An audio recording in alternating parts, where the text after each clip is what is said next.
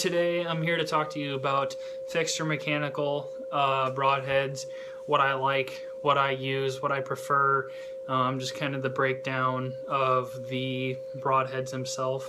So here's the deal. So I'm gonna start with starting with a field point.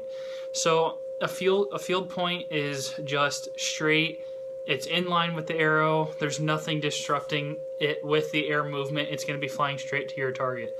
Okay, so the reason why I use mechanical broadheads is that they fly straighter. That's what I figured out. My first few years of hunting, I have used fixed blade broadheads before. Don't get me wrong, they're great. They're not going to disrupt air flight within the 10 to 20 yard range. But here's what I've come to realize with further distances out when you're shooting at a deer or an elk or whatever you're shooting at.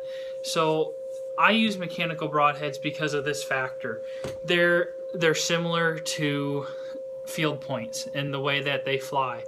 So when the mechanical broadhead doesn't open until it actually hits a target. Now some broadheads are really light deploying, so they open during the air. Some rages do that. I don't use rages. But I use the Schwacker broadheads. I've been using those for 2 years now. Absolutely love them. I totally suggest them. There's some people that live by them. There's some people that hate them. I'm just going to start right now by saying I love them. Go get you some. They're great broadheads. The thing that I like about them is that the blades actually fold into the broadhead and you put a rubber band over it.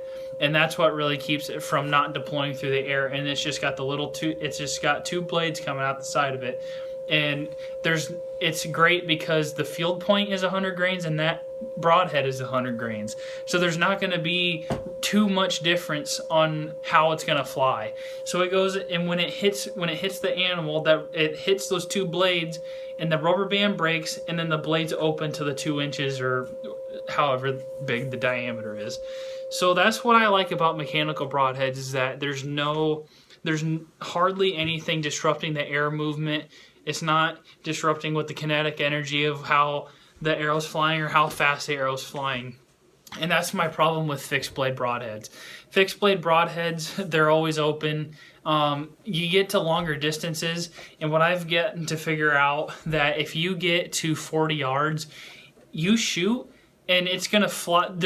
I've shot like 2 or 3 different arrows, and one of them's gonna fly like 1.5 feet to the left, and then there's gonna be one that is right on, and then there's one that is freaking like 6 inches below or to the. They're all over the place. There's no consistent accuracy. So that's my opinion on them.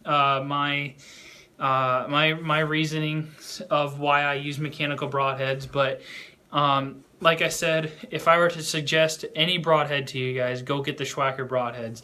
Now don't get me wrong, there is better broadheads out there. One of my buddies that I hunt with, he shoots Rage's hypodermics.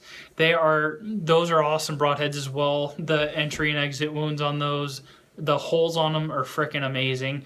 The Schwackers, I don't have any pictures of it sadly, but the entry wound is decent. The hole is decent, but man, the exit, I remember on the deer that I shot last year, the exit hole was just like the size of a freaking baseball. Like, it was absolutely ridiculous, and that deer didn't go more than 50 yards. So, and talk about a blood trail too, my goodness, that blood trail was absolutely huge. So that's my opinion on them. I know a lot of people are going to have different opinions. That's fine. Shoot whatever you prefer. It's all. Archery is just a game of personal preference, so shoot whatever you shoot.